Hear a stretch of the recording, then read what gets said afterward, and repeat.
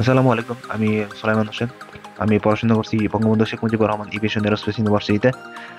তো গত কয়েকদিন আগে আমি দিঘিতে ঘুরতে গিয়েছিলাম। মেইনলি দিঘি বলতে নাগরপুর দিঘির কথা বলতেছি।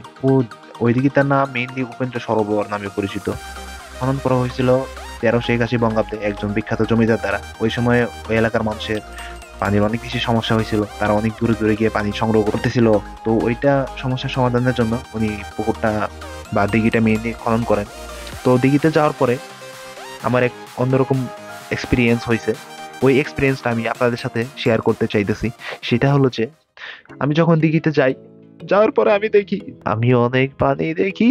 তো পানি দেখি যে শুধু ডুব দিতে মন চায়, শুধু ডুব দিতে মন চায়, কিন্তু আমি পারি নাই।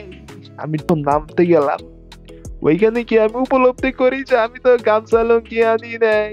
গামছা লুঙ্গি সংগ্রহ করার জন্য আমি পাশের একটা বাসায় নক দিলাম, তাদেরকে বললাম যে আপনাদের কি গামছা লুঙ্গি আছে?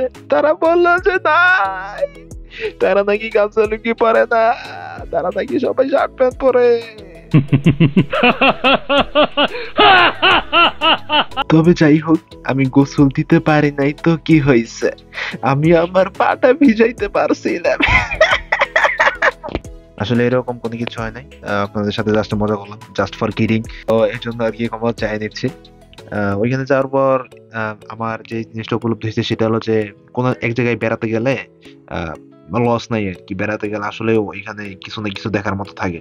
এই ভিডিওর মাধ্যমে আপনারা দেখতে পাচ্ছেন যে জায়গাটা আসলেই অনেক সুন্দর।